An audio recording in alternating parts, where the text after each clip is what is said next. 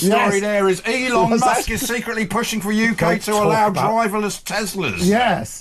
Don't talk about that because it's Musk. He's not doing it secretly. I mean, he's made it very public. He had a big, what was called the iRobot event. Have you seen the robot? Yes, I have. Amazing. And what's going to happen, and I also talk about the big thing about AI, the biggest opportunity is in companionship. Not just our AI girlfriends. There are lots of lonely people out there. We touched on this earlier. Lots of lonely people out there, and when in healthcare and so on and so forth. And there was a research done in University of California, San Diego, and they worked out that chatting to ChatGPT was better, more empathetic than chatting to your GP, because obviously you can't even get through to your GP. Yeah, but your GP's got probably times and obnoxious. That sort of stuff. No, the worst thing is if you phone my GP, you go, which I never do. Okay. You know, there's that woman, and I don't know how she moved from Selfridges or Debenhams into going into you know, the one who gets a vat of orange paint and just gets a face and goes this big orange face, and you go,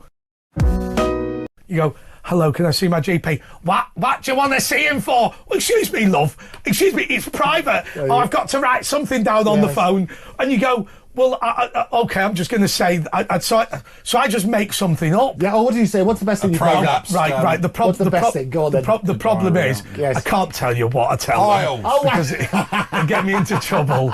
But no, but I mean, what are we doing? Exactly. They know. Yeah, we all know we share everything. It's all to do with my problems with my hearing. I always tell them I've got hearing. I need a hearing aid. They do say it's supposed to make you go blind and deaf. So you're probably right. But you know these Tesla robots. Have you had a problem with hearing aids? No. Well, I need them to get sucked. But have you seen those the new robots? Yes, I have. And so we don't need to worry about not having enough population. We're all going to have robots that can do everything better than what our kids can do. This is absolutely right. But in the serious things about companionship, there are lots of people. We're having also helping you around the house. Exactly. We're having an aging population, and that aging population will need company. And the difficulty is that people to wipe their bottom, and now a robot can do it. And even the AI girlfriends, which we've spoken about extensively, is a multi-billion-dollar business. Well, apparently they're better than the real thing. What is an AI girlfriend? It's not a physical thing, it's a talk thing. You can get a physical thing because you combine it with haptics. With haptics, so it buzzes and does all sorts of What size haptics? Whatever size you like.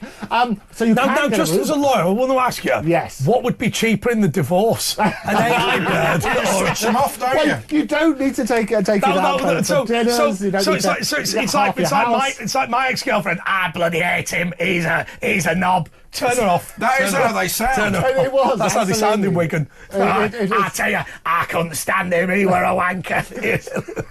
Well, it is. Turn her off. Just switch. Just reboot it. There is a dark side to AI girlfriends. You might remember that the person who broke in with the late Queen with a crossbow was inspired. Cheel was his name. He was inspired by his AI girlfriend to do it. Because what happens? They're programmed to please you. To agree with you. So you turn around and say, and he did. He had this conversation. It all came out in the court transcript. Would it be a good idea if I broke into Buckingham Palace with a crossbow and killed the Queen? And so you thought, oh yes, that would make you very manly.